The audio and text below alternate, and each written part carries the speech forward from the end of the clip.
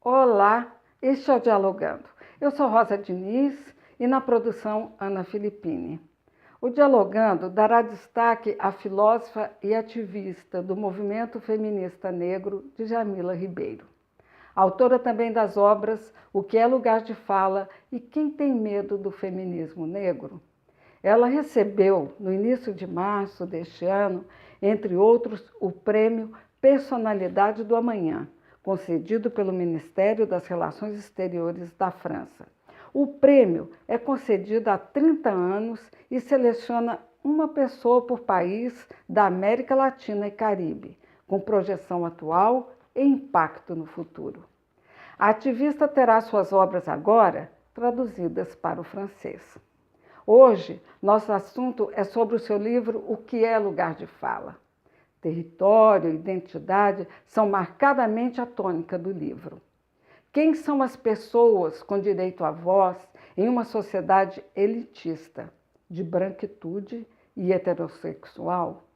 No livro O que é lugar de fala, a filósofa discute os riscos de uma fala única por razões racista e machista. Em um país tão plural culturalmente, Djamila Ribeiro faz uma reflexão em seu livro sobre as questões das escolas que são voltadas para um ensino fortemente excludente, sem espaço para os índios, quilombolas e a participação dos negros na história da formação da identidade do Brasil, onde o branco é considerado o protagonista central desta construção. A glamourização da escravatura, através da arte, das manifestações culturais de massa, como da TV, em suas novelas e a exposição de negras nuas nos carnavais, traz a banalização das questões fundamentais das mulheres em outra perspectiva ainda mais profunda da mulher negra na sociedade brasileira. Djamila aborda, com base em autoras negras feministas como Patrícia Hill Collins, Grada Quilomba, Lélia Gonzalez, Luísa Bairros e Sueli Carneiro, as questões específicas da luta do feminismo negro. A autora resgata o discurso de Sojourner Truth, sob o pseudônimo de Isabella Baumfree, uma abolicionista afro-americana e ativista dos direitos da mulher, que em 1843, afirmando, abro aspas, esse discurso de Truth, ainda no século XIX, já evidenciava um grande dilema que o feminismo hegemônico viria a enfrentar: a universalização da categoria mulher, fecho aspas. Não há de se comparar as condições das mulheres brancas com as das mulheres negras, que na maioria das vezes ocupam funções subalternas às brancas. No espaço social brasileiro, mesmo em condições fragilizadas dos estratos sociais mais baixos, as mulheres brancas recebem deferências em relação às mulheres negras, evidenciadas ainda hoje em dados comprovados, por exemplo, o alto número de mortalidade materna entre mulheres negras. Outro ponto a destacar é a invisibilidade em muitos espaços, impossibilitando a mulher negra de ocupar oportunidades de desempenho em várias áreas no sentido de existir, que são impostas pelo seu lugar de subalternidade. Quando a mulher negra ocupa um espaço social onde seria supostamente ocupado por uma mulher branca, acontece uma quebra de paradigma, oportunizando outra perspectiva, outro olhar. Pelo longo período de escravidão a que os negros foram submetidos no Brasil, sendo o último país a acabar com a escravatura nas Américas, não se levou em conta a inclusão da população negra.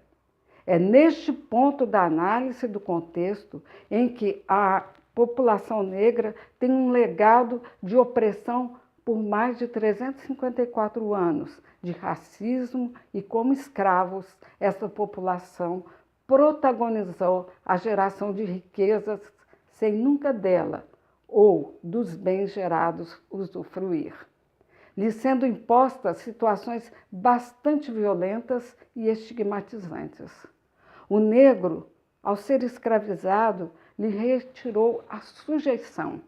Escravidão esta impiedosa e humilhante, e o alienou do conhecimento histórico imposto pelas escolas, pela literatura convencional e os meios de comunicação, que cria uma cortina de fumaça de subjugação e inferiorização, reduzindo também a importância histórica de lutas de liberdade e resistência, como a de Dandara e Zumbi dos Palmares. Djamila Ribeiro cita Lélia Gonzalez, Linda Alcoff e Spivak, entre outras, que pensam a necessidade de romper com a epistemologia dominante e de fazer o debate sobre identidades, pensando o modo pelo qual o poder instituído articula estas identidades de modo de oprimir. Em um país como o Brasil, em que sua maioria é de população negra, somente a minoria ocupa o lugar de fala. A injusta ocupação dos espaços, por falta de conhecimento das origens sociais, das desigualdades, recai na construção de onde partiu os mesmos grupos opressores ainda estão enraizados no Brasil. A compreensão dos fatos históricos é fundamental para desnaturalizar o que o sistema impõe, o apartheid velado. Romper o silêncio subalternizado só será possível por meio da queda da hierarquização na ocupação de espaços públicos, grandes ou pequenos, na conscientização de que o sistema secular é o mesmo, com ferramentas mais sutis, mas da mesma forma de atuar na opressão e da exclusão. Mulher negra, o outro do outro, em que Djamila Ribeiro cita a filósofa francesa Simone de Beauvoir, que criou a categoria do outro em sua obra em O Segundo Sexo, de 1949. Abro aspas, tomando como ponto de partida a dialética do senhor e do escravo de Hegel, segundo o diagnóstico de Beauvoir, a intelectual francesa mostra em seu discurso filosófico sobre a categoria de gênero que a mulher não é definida em si mesma, mas em relação ao homem e através do olhar do homem. Olhar este que a confina num papel de submissão que comporta significações hierarquizadas. O fato da mulher não se pensar a partir de si imbrica neste ponto na comparação ao homem, que a leva na condição de não mulher, ou seja, daquela que não é homem. Quanto à mulher negra, a condição do outro tem uma lógica misógina, que na categoria de gênero a coloca na escala subalterna ao homem negro e, neste contexto, ainda no gênero feminino da mulher branca. Sob uma perspectiva de objeto e com base em Beauvoir, de indivíduos sob o jugo hierarquizante. Sob a perspectiva de Eide Safia Mirza, 1997, as mulheres negras habitam um espaço vazio. Um espaço que se sobrepõe às margens da raça e do gênero, o chamado terceiro espaço. Nesta condição, o conflito com a aparência, Djamila coloca na mesa a discussão da estética, num país onde o padrão de beleza feminino bonito recai às mulheres brancas. As crianças negras, na escola, convivem no espaço de reprodução de violência naturalizado e excludente, com xingamentos e alijados de eventos de convívio com a pecha de "eu não quero você no meu grupo, você é negro e feio", criando no indivíduo excluído uma forte queda de autoestima.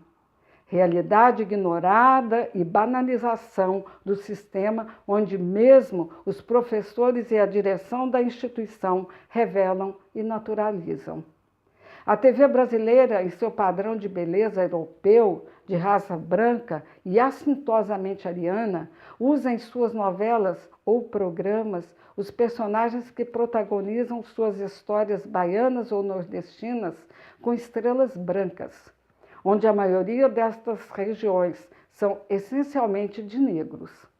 Refletir a realidade e respeitar pelos meios de comunicação deveria ser um dever, por serem no Brasil concessões públicas. No racismo, o que mais pesa é o padrão de beleza imposto, onde se aponta que isto é belo e aquilo é feio. A importância de conhecer a realidade da história com outro ponto de vista possibilita a ressignificação, a inclusão do negro e a aceitação do seu lugar enquanto indivíduo. E isso vem acontecendo através de ONGs e associações e rodas de conversas, quebrando o que foi incutido pelo sistema sobre questões como, por exemplo, de padrão de beleza, incutido pela invisibilidade, onde os meios de comunicação criaram um padrão do que é belo e aceitável e não inclui os negros. A partir deste lugar de fala, reconstruir o próprio padrão, com orgulho de sua beleza e história, com referência às mulheres negras. Para terminar, segue um trecho do livro de Djamila Ribeiro. Quando falamos de direito à existência digna, à voz, estamos falando de locus social, de como esse lugar imposto dificulta a possibilidade de transcendência. Absolutamente não tem a ver com uma visão essencialista de que somente o negro pode falar sobre racismo, por exemplo. Até a próxima.